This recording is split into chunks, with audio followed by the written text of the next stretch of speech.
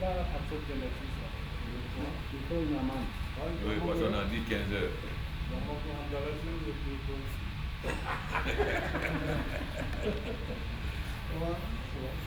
Merci, c'est le président du conseil ministre. Ah oui, comment vous allez, monsieur le président? Ça va, ça va.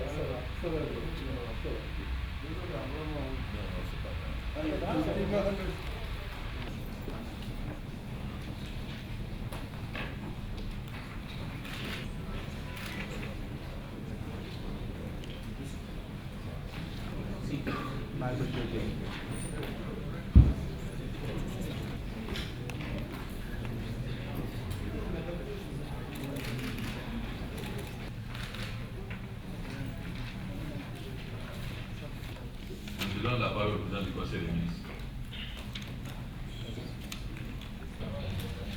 Waar bewoners in de convenção de resolução de discussões. Waar inwoon diversos. Donc, après ouverture.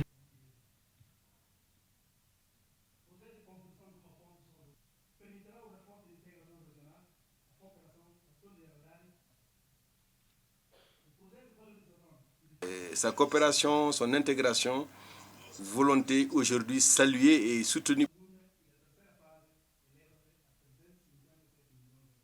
L'utilité publique, les sites et les environs du projet, signature des accords de rétrocession, la construction d'un réseau interconnexion qui relie les réseaux.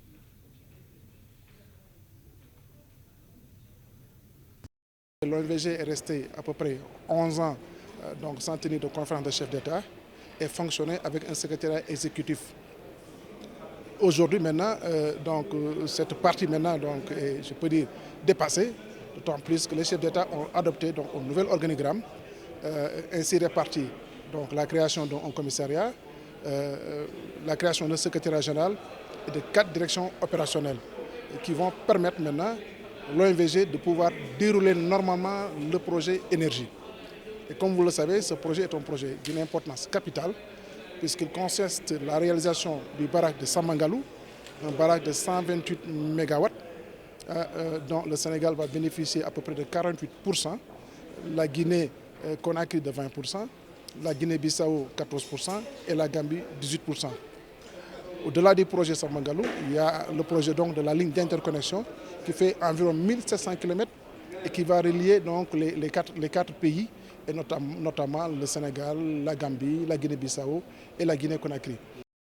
Nous voulons ensemble travailler pour faire de l'OMVG une organisation qui sera un modèle de développement pour l'Afrique. Pourquoi est-ce que les organisations échouent-elles parfois? Pourquoi elles n'arrivent pas à réaliser leurs objectifs pendant 40 ans? C'est souvent parce que nous nous battons pour savoir qui doit avoir quoi, qui doit avoir des postes, alors que nous avons des organisations dont l'objectif est de promouvoir notre bien-être. Pendant 11 ans, l'OMVG est presque restée morte. Nous avons une période de renaissance et nous ne pouvons pas perdre de temps. Il nous faut nous colleter aux problèmes financiers. Nous devons travailler donc en tant que frères et sœurs et non pas qu'en tant qu'État pris individuellement, cherchant à promouvoir chacun leurs propres intérêts. Ce que je voudrais, ce serait de promouvoir l'efficacité de toutes les institutions dans l'intérêt de tous les États membres.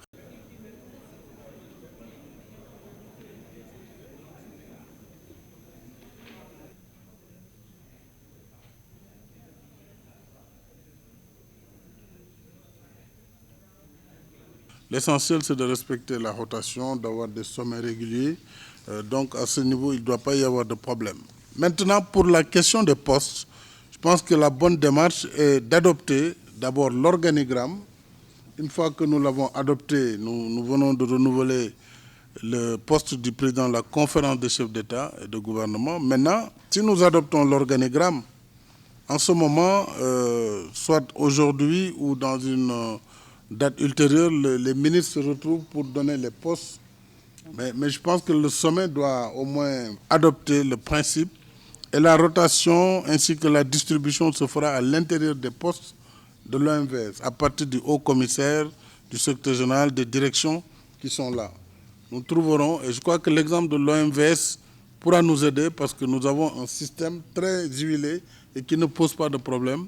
Bon, la Guinée et le Sénégal déjà font membre de l'OMVS, donc en toute transparence, nous pourrons vraiment renvoyer même la question aux ministres qui pourront régler cette question. Mais au moins qu'on adopte l'organigramme, parce que là, il y avait un secrétaire exécutif, maintenant vous proposez un haut commissaire. Donc si on adopte cela, je crois qu'on adopte la répartition, je pense qu'on pourra vraiment avancer.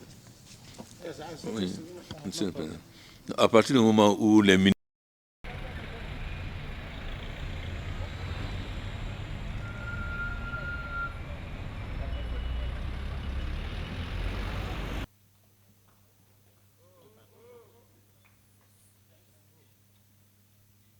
Gambie, présidence du Conseil des ministres, République de Guinée-Bissau, haut commissaire